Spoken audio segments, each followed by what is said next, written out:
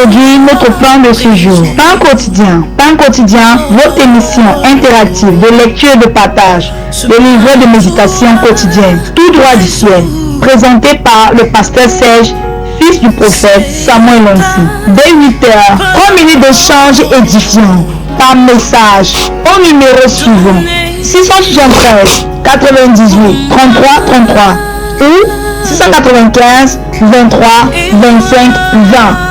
Pain quotidien, votre nouvelle émission. Restez scotché.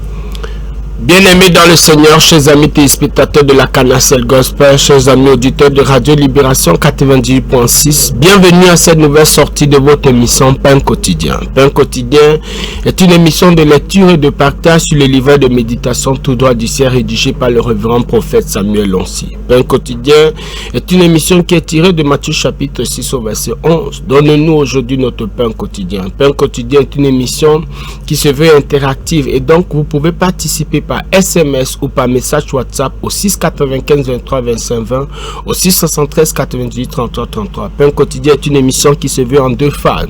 Tout à l'heure, nous allons effectuer une première lecture qui va nous permettre d'avoir une idée de la portion d'enseignement réservée à cette journée. Après cette lecture, nous reviendrons pour une seconde et cette fois, nous allons mettre un accent sur des points qui nous semblent essentiels. Quel que soit l'endroit où vous êtes en train de nous suivre, de la ville de Yaoundé de laquelle nous émettons, quel que soit l'endroit où vous nous suivez, dans les autres villes du Cameroun, soyez richement bénis. Pour tous ceux qui sont à l'étranger, que la faveur de Dieu vous soit pleinement multipliée. Vous connaîtrez la vérité vous affranchira. Ceux qui connaîtront le Dieu agiront avec fermeté. La grâce et la faveur seront multipliées au travers de la connaissance. Bien-aimés dans le Seigneur, restez scotchés. Je suis le pasteur Serge à la présentation de cette émission. Derrière, pour la mise en œuvre, l'évangéliste Déborah, le couple prophétique Samuel et Chimène Lonsi se charge de la supervision générale. Je vous donne rendez-vous après cette transition pour la première lecture de cette portion d'enseignement.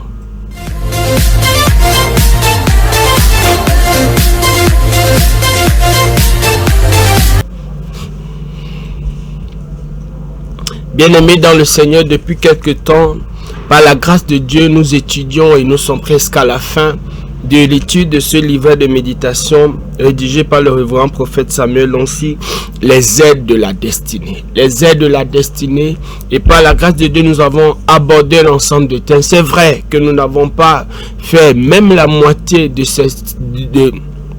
des différents thèmes qui ont été abordés dans ce livret. C'est pourquoi c'est l'occasion pour nous de vous le recommander vivement. Ils sont nombreux ceux qui nous appellent pour demander une copie de ce livret de méditation, combien riche, combien rempli d'informations sur les aides de la destinée. Et aujourd'hui, par la grâce de Dieu, le sous-thème abordé est la pensée différente de la vision. La pensée différente de la vision. Permettez que nous puissions procéder à la première lecture de cette portion d'enseignement. Philippiens chapitre 4 verset 8. Enfin, frères et sœurs, portez vos pensées sur tout ce qui est vrai, tout ce qui est honorable, tout ce qui est juste, tout ce qui est pur, tout ce qui est digne d'être aimé, tout ce qui mérite l'approbation, ce qui est synonyme de qualité morale et ce qui est digne de louange. Message.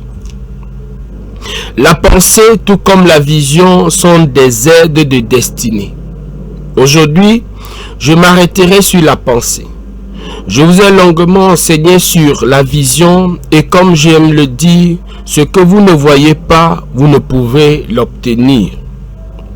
Dieu a dit à Abraham qu'il lui donnera ce que ses yeux auront vu. La vision est une aide de destinée, tout comme la pensée. Il est primordial de renouveler sa pensée et d'y planter tout ce qui est vrai, honorable, juste, pur, digne. Pourquoi devez-vous le faire? Que je vous explique. La Bible dit que le malheur ne reviendra pas une deuxième fois. Selon la Bible, le malheur ne devrait pas se reproduire. Pourquoi les choses négatives se reproduisent-elles toujours dans vos vies? C'est que ce que le diable fait, c'est de vous attaquer la première fois, mais dès que vous voyez une personne dont les mêmes choses se reproduisent, il y a un problème. C'est le cas d'une femme qui rencontre une personne qui lui promet le mariage et part après. Puis elle rencontre un autre qui fait la même chose. Que je vous le dise, la première fois, c'était le diable, mais la seconde fois, c'était la personne elle-même. Chaque fois qu'une chose négative vous arrive, cette chose est enregistrée dans votre subconscient. Si vous ne faites pas ce qu'il faut, la même chose se reproduira. Cette chose négative prendra le dessus dans vos vies, car le négatif domine plus que le positif. L'homme a été créé pour facilement croire les choses négatives que positives. C'est la raison pour laquelle les chrétiens ont plus la peur que la foi. La toute première fois que vous êtes attaqué, c'est le diable. La seconde fois, c'est votre subconscient qui crée une brèche et inconsciemment, vous avez développé une peur. Ainsi, vous avez reprogrammé cette première situation. Le diable fait une seule fois et vous laisse enregistrer. Ce cercle est créé par vous. C'est pour cela que la Bible dit, vous devez être renouvelés. Le diable a fait que plusieurs chrétiens sont devenus leurs propres destructeurs. En effet, la première attaque est venue de l'extérieur, mais la seconde est venue de l'intérieur. Vous l'avez produite sans vous en rendre compte. C'est la raison pour laquelle, quand quelque chose de négatif vous arrive, vous devez travailler pour supprimer cette chose dans votre vie et cela demande des efforts. Bien-aimés, ainsi effectuer la première lecture de cette portion d'enseignement dont le sous-titre est « La pensée différente de la vision ». Bien-aimés dans le Seigneur, nous allons effectuer une transition. Après cette transition, nous allons revenir pour lire une seconde fois et cette fois-là, nous allons mettre un accent sur des points qui nous semblent essentiels. Quel que soit l'endroit où vous êtes en train de nous suivre, la grâce des aides de destinée en cette saison vous localise au nom de Jésus. Bien-aimés, retrouvons-nous après cette transition.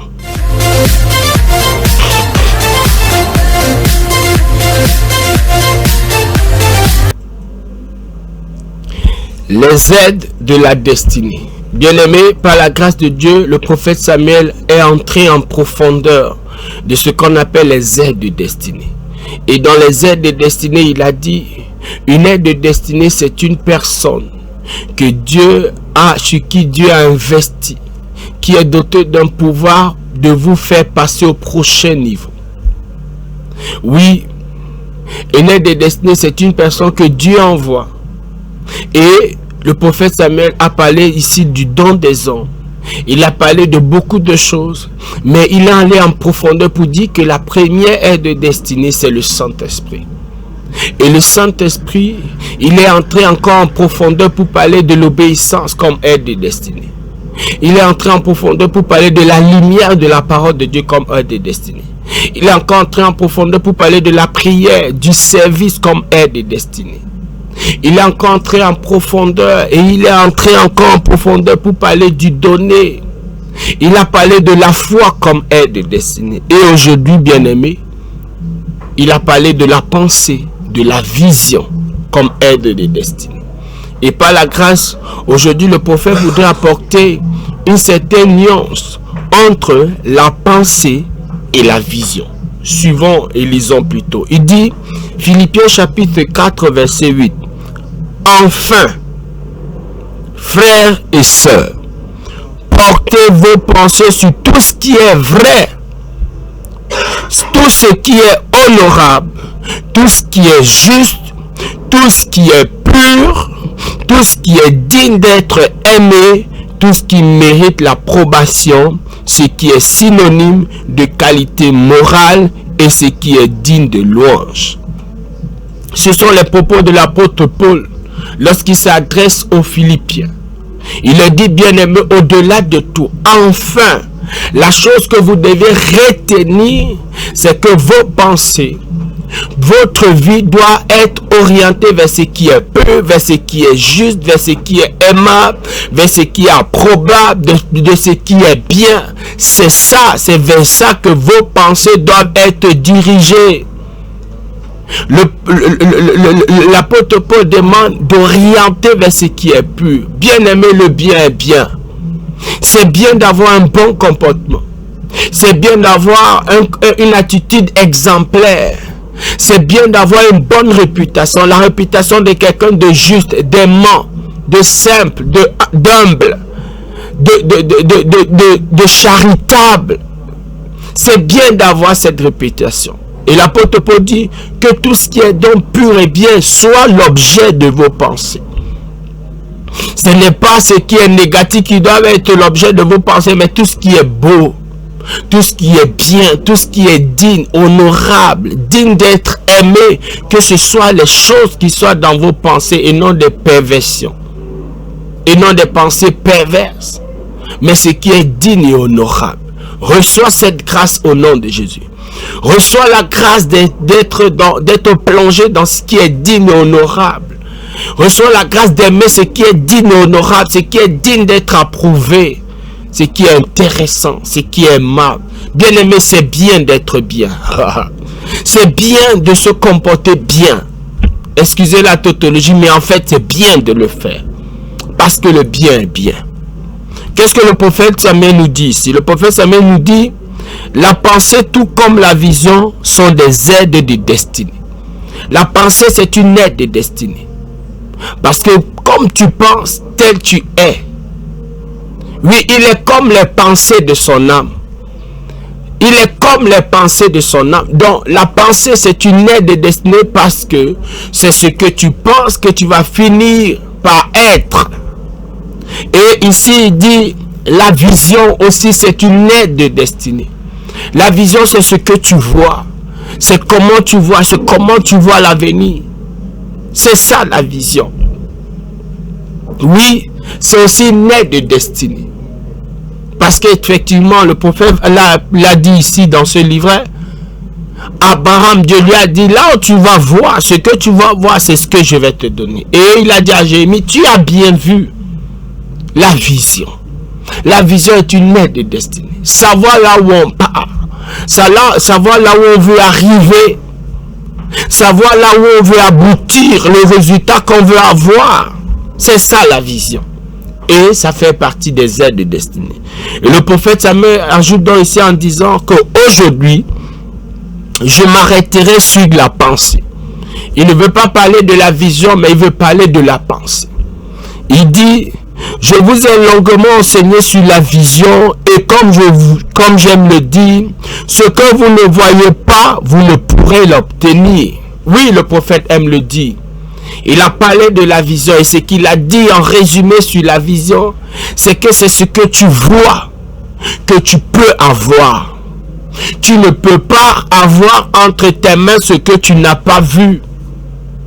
Il dit ici, comme il aime le dire, c'est ce que vous voyez, que vous recevez, que vous allez saisir. Il dit, ce que vous ne voyez pas, vous ne pourrez l'obtenir. Tu ne peux pas obtenir ce que tu n'as pas vu.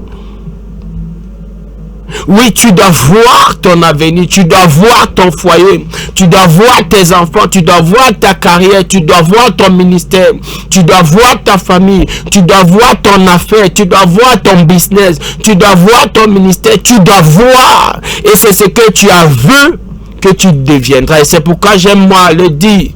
On choisit ce qu'on veut devenir. Et le choix commence par la vision. C'est dans la vision. Qu'est-ce que tu vois de toi? Si tu te vois comme un faux pasteur, comme un faux chrétien, comme un faux mari, comme un mauvais mari, comme un mauvais enfant, comme un mauvais, je ne sais pas trop quoi, c'est ce que tu vas devenir. Mais si tu te vois comme quelqu'un de digne, d'agréable, de respectable, d'aimable, c'est ce que tu deviendras. Oui, bien-aimé. Ce que vous ne voyez pas, vous ne pourrez pas l'obtenir, te dit le prophète Samuel. Il dit, Dieu a dit à Abraham qu'il lui donnera ce que ses yeux auront vu. Dieu a dit à Abraham qu'il lui donnera, il va lui donner ce qu'il a vu, mais s'il n'a pas vu, il n'aura pas. Dieu a dit à Abraham, il lui donnera ce qu'il aura vu. Bien-aimé, c'est ce que tu vas voir. C'est ce que tu vois de ta vie, de ton ministère, de ta famille, de tes affaires. C'est ce que tu vas devenir. C'est pourquoi je prie au nom de Jésus que ta vision soit refaite. Que le Seigneur visite ton homme intérieur et que ta vision soit refaite. Et que tu vois comme Dieu voit, il te voit. Oui, bien-aimé. Je ne sais pas par quoi est-ce que tu passes. Quels sont les challenges et les défis que tu as au quotidien. Mais ma prière pour toi, c'est que le Seigneur réponde efficacement dans ta vie. Il dit, la vision est une aide de destinée, tout comme la pensée. La vision, c'est une aide de destinée parce que c'est ce que tu as vu que tu obtiendras. Dieu a dit à Abraham, ce que tu as vu, c'est ce que jusque là où tes yeux se sont arrêtés, c'est jusque là où je vais te donner. Et donc, si tu vois petit, ta destinée sera petite. Mais si tu vois grand, ta destinée sera grande. Dis Amen. Si tu vois petit, ta destinée sera petite. Mais si tu vois grand, ta destinée sera grande. Et il dit ici, il est primordial de renouveler sa pensée et d'y planter tout ce qui est vrai, honorable, juste, pur et digne. Il est important, le prophète Samuel, il est primordial de renouveler sa pensée. Il est primordial de renouveler sa pensée en remplaçant, en y mettant, en y introduisant pas les pensées perverses, pas les pensées d'escroquerie. Il y a des personnes qui sont ingénieuses au mal. C'est-à-dire que quand il faut mettre un stratagème en place pour faire du mal, son intelligence est développée. En réalité, il peut utiliser la même intelligence pour mettre ce qui est bien en place. Mais seulement c'est parce que son intelligence est orientée vers ce qui est mauvais. C'est pourquoi il y a des hackers, il y a des voleurs, il y a des escrocs en ligne.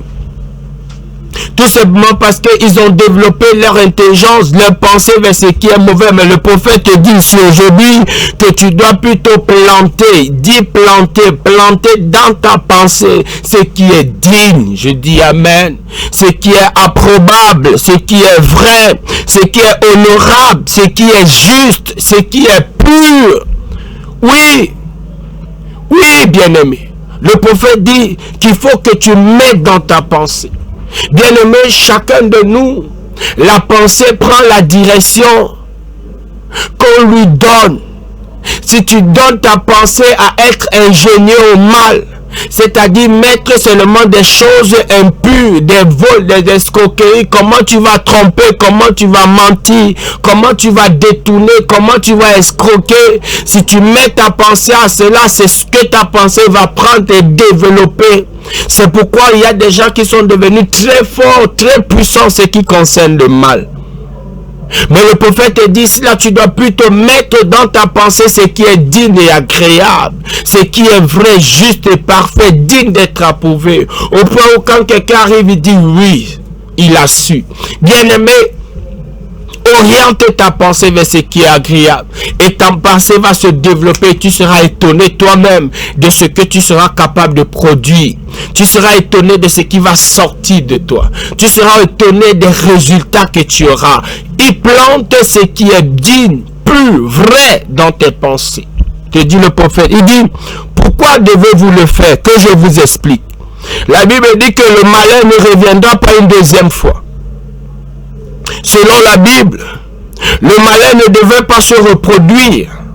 C'est-à-dire que la pensée de Dieu, c'est que le mal qui t'est arrivé ne revienne pas. C'est pourquoi, après le déluge, le Seigneur lui-même a juré qu'il ne fera plus, il n'enverra plus le déluge en donnant un symbole qui est l'arc-en-ciel. Parce que Dieu respecte ce principe. Le principe selon lequel le malheur ne reviendra pas une deuxième fois. Le Seigneur respecte ce principe lui-même. Et il a dit que ce principe doit se réaliser dans ta vie. Et ma prière pour toi ce matin, c'est que le malheur ne revienne pas une seconde fois au nom de Jésus. Que tous les malheurs que tu as eu à subir, les déceptions, les échecs que tu as eu à subir, que cela ne revienne pas, que cela ne se reproduise pas une seconde fois au nom de Jésus. Si tu étais tombé, que tu ne tombes plus. Si tu avais échoué, que ça ne revienne pas au nom puissant de Jésus. Et le prophète dit ici, pourquoi les choses négatives se reproduisent-elles toujours dans vos vies? Pourquoi?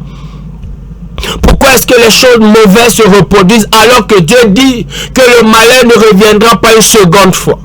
Pourquoi est-ce que les choses mauvaises reviennent dans ta vie alors que la volonté de Dieu, c'est que le malheur ne revienne pas, que le mal ne se reproduise pas, le malheur ne devrait pas se reproduire. C'est ça la volonté de Dieu. Mais pourquoi est-ce que ce n'est pas le cas dans ta vie? Le prophète ajoute ici en disant, ce que le diable fait, c'est de vous attaquer la première fois. La première fois, il va vous attaquer parce que c'est son travail, il rôde. Il va vous attaquer, dit le prophète, mais excusez-moi, dès que vous voyez une personne dont les mêmes choses se reproduisent, il y a un problème. La première fois, l'ennemi va vous attaquer, mais quand ça revient, ce n'est pas toujours l'ennemi, te dit le prophète aujourd'hui. Et je bénis le Seigneur pour cette révélation. C'est pourquoi tu dois te tenir. Le malheur ne doit pas revenir seconde fois. Bien-aimé, crois en cette parole. Le malheur ne doit pas revenir seconde fois. Le malheur ne doit pas revenir seconde fois. Le malheur ne doit pas revenir seconde fois. Le malheur ne doit pas revenir seconde fois. Quand l'ennemi a agi une fois, la seconde fois, il ne devrait pas revenir. Dit le prophète Samuel. Il dit, c'est le cas d'une femme qui rencontre une personne qui lui promet le mariage et après la personne s'en va. Oui, tu es entré en fiançailles avec quelqu'un, après la personne est partie, les fiançailles se sont arrêtées. Et le prophète dit ici, il ajoute ici en disant, puis elle rencontre une autre personne qui fait la même chose. Tu fais une première rencontre, ça se passe mal. Tu fais une seconde rencontre qui se passe comme la première. Et le prophète dit ici, que je vous le dise, la première fois c'était le diable, c'est vrai. Mais la seconde fois, ce n'était pas le diable, c'est la personne elle-même. Waouh! C'est la personne elle-même qui a été à l'origine. Pourquoi est-ce qu'elle a été à l'origine? Il dit, chaque fois qu'une chose négative vous arrive, cette chose est enregistrée dans votre subconscient.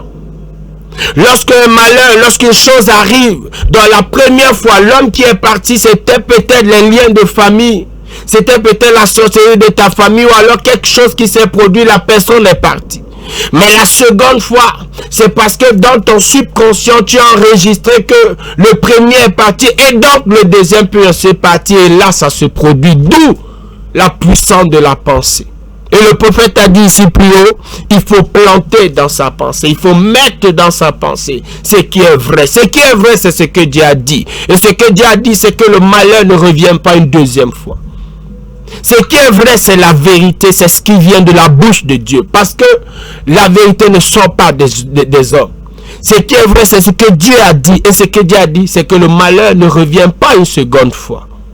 Oh, Jésus. Oui, Naoum chapitre 1, verset 9. Le malheur ne revient pas une seconde fois. Bien aimé, le prophète Samuel ajoute ici en disant, c'est parce que votre subconscient a enregistré le premier échec, la première déception, la première chose qui s'est passée, le premier malheur qui s'est produit. C'est parce que ton subconscient a adopté cela et c'est pourquoi ça vient se reproduire une seconde fois.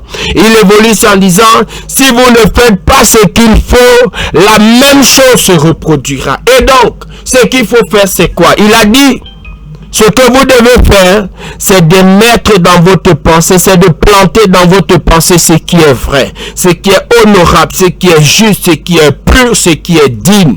Il faut mettre dans ta pensée, lorsque tu as une première déception, bien aimé, il faut te ressaisir. C'est pourquoi c'est bien de venir dans la maison de Dieu. C'est bien de venir de suivre les enseignements. C'est bien d'être scotché à une chaîne comme celle-ci. C'est bien d'être scotché à une chaîne comme celle-ci. Pourquoi? Parce que dans ta pensée, il y a des choses qui sont plantées. Et les choses qui sont plantées vont faire en sorte que même si le malheur s'était produit une première fois, ça ne reviendra pas. Reçois cette grâce au nom de Jésus. Je prie que cette parole soit la tienne. Bien-aimé, tu peux envoyer ton sujet au 6 95 23 25 20, aussi 73 90 33 33. Le malheur ne reviendra pas une seconde fois dans ta vie. Le malheur ne se reproduira pas. Et le prophète te dit ici, pour que le malheur ne se reproduise pas, il faut planter dans ta pensée. Il faut mettre dans ton subconscient. Il faut remplacer cela. Il faut faire un travail. Et le travail, c'est de remplacer par ce qui est vrai. Ce qui est vrai, c'est ce que Dieu dit de toi, qui vient de sa parole. Ce qui est honorable, ce qui est juste, ce qui est parfait, ce qui est digne d'être approuvé, ce qui est digne d'approbation, ce qui est aimable. Ce qui mérite d'être approuvé. C'est ce que tu dois mettre dans tes pensées. Waouh, quel enseignement. Oh! Bien-aimé, je te recommande ce livre de méditation. Je te le recommande vivement.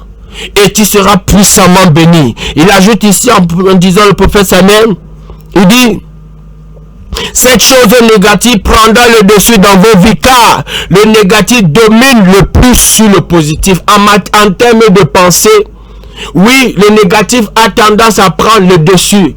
L'homme a été fait de la sorte. On a tendance à aller vers ce qui est mauvais. C'est pourquoi le Seigneur lui-même a dit que large et spacieuse est la route qui mène en enfer, qui mène à la perdition, mais étroite et resserrée est la route qui mène au paradis, à la lumière, au ciel. Et les gens ont tendance, et il a dit, ils sont nombreux ceux qui prennent la mauvaise direction, parce que cette voie est plus large. Le négatif a tendance à prendre le dessus sur le positif. Mais tu dois faire un travail sur toi, et c'est pourquoi nous sommes attachés à la parole de Dieu. C'est pourquoi nous sommes scotchés aux enseignements. C'est pourquoi nous pouvons être engagés à lire un livre de méditation comme celui-ci, afin de transformer notre pensée. Pourquoi? Parce que l'homme a tendance à aller vers le mal. Oui. Bien-aimé dans le Seigneur, le prophète ajoute ici en disant, c'est la raison pour laquelle les chrétiens ont plus de peur que de foi. Ils ont plus peur de tomber malade. Ils ont plus peur que la vie ne marche pas. Ils ont plus peur d'échouer. Ils ont plus peur que ça ne marche pas. Et que la foi qui est sûre, non, mon Dieu agira. Ça va très bien se passer. La réussite, la victoire, le succès est mon partage. Les chrétiens ont tendance à aller vers ce qui fait peur que de ce qui concerne la foi. Bien-aimé, sois délivré de cela au nom de Jésus. Il dit, la toute première fois que vous êtes attaqué, c'est le diable. C'était le diable. La seconde fois, c'est votre subconscient qui a créé une brèche et inconsciemment, vous avez développé la peur. Oui, la première fois, c'était l'ennemi. Mais la deuxième fois, c'est parce que ça a été enregistré en toi. C'est pourquoi, bien-aimé, tu dois, après un événement, et c'est pourquoi le prophète Emma le dit, lorsque tu reviens des obsèques, il faut faire un travail sur ta vie. Sinon, tu vas garder ce paradigme des deuils, des obsèques en toi. Oh, oui. Il dit, ainsi, vous avez reprogrammé cette première situation dans votre subconscient. Il dit, le diable fait une seule fois et vous laisse enregistrer. Ce cercle est créé en vous. C'est pour cela que la Bible dit que vous devez être renouvelé. Oui, l'ennemi a fait une première fois, c'est enregistré en vous et ça devient un cercle vicieux. Ça devient un cercle vicieux. Ça a tendance à vouloir se revenir. C'est pourquoi le prophète dit ici, c'est pourquoi le Seigneur demande donc que la pensée doit être renouvelée. Vous devez être renouvelé. Renouveler, ça veut dire quoi? Ça veut dire qu'on remplace les anciennes pensées par de nouvelles. On remplace les anciennes pensées par de nouvelles pensées. Il faut être renouvelé. Il faut être renouvelé dans sa pensée. Enlever ce qui est un peu mauvais, pas honorable, la peur, la crainte et tout le reste, remplacé par ce qui est honorable, digne, approbable, aimable, digne d'être honoré. Oui, bien-aimé. Il dit, le diable a fait que plusieurs chrétiens sont devenus leurs propres destructeurs. Mais ma prière, c'est que tu ne sois jamais ton propre destructeur au nom de Jésus. Mais chaque fois que le mal se reproduit, que tu sois capable de te tenir et de travailler pour renouveler ta pensée en mettant en toi ce qui est plus digne, approbable, digne d'être aimé. Waouh, quel enseignement. Il dit en effet, la première attaque est venue de l'extérieur, mais la seconde est venue de l'intérieur. La première attaque, c'est l'ennemi qui est venu de l'extérieur, mais la deuxième attaque, c'est la peur qui est née en toi. C'est ce que tu as enregistré dans ton subconscient. Et c'est ça qui maintenant commence à t'influencer. Bien aimé, il dit ici, vous l'avez produite sans vous en rendre compte. C'est la raison pour laquelle, quand quelque chose de négatif vous arrive, vous devez travailler pour supprimer cette chose de votre vie, et cela demande des efforts. Quand quelque chose de négatif, si tu es une femme et que tu as eu à rencontrer un homme, ça n'a pas marché, tu dois faire un travail à l'intérieur de toi et te dire, Proverbe chapitre 18 verset 22 dit, celui qui trouve une femme a trouvé le bonheur. C'est une grâce qui reçoit d'Éternel. Et déclarer sur toi-même, l'homme qui me trouve a trouvé le bonheur. L'homme qui me trouve a trouvé le bonheur. C'est une grâce, c'est un don que l'Éternel lui fera. Oui, c'est un don que l'Éternel lui fera. Et pendant que tu le fais, tu comprendras que celui-là n'était pas la bonne personne que tu devais rendre heureuse. Heureux, et que celui qui va venir sera la bonne personne. Et quand ça se produit, ça marche. Il en est de même pour le travail. Tu as perdu ce travail, dis-toi, oui, ce n'était pas le bon travail. D'ailleurs, il ne te permettait pas d'aller à l'église, il ne te permettait pas d'être épanoui, il te prenait beaucoup de temps. Le prochain travail va me permettre d'aimer Dieu, de servir Dieu, de m'occuper de ma famille. Voilà comment tu dois travailler, bien-aimé. Et ça, c'est un travail qui nécessite des efforts. C'est pourquoi nous t'encourageons à rester scotché à cette chaîne et à suivre les enseignements du prophète Samuel. Bien aimé, ces enseignements transforment la vie. Voici quelques sujets de prière. Oh Dieu, merci pour cette aide de destinée qu'est la vision. Oui, la vision, c'est une aide de destinée parce que c'est ce que tu vois que tu obtiens. Oh Dieu, merci pour cette aide de destinée qu'est la pensée. Oui, parce que tel un homme pense, tel il sera. Il dit, oh Dieu, aide-moi à reprogrammer ma pensée selon ta parole. Oui, reprogramme ta pensée. Ta pensée, c'est ce qui est vrai. Je veux dire, ta pensée ou la pensée de Dieu, c'est ce qui est vrai. C'est ce qui est honorable, c'est ce qui est digne, c'est ce qui est pur.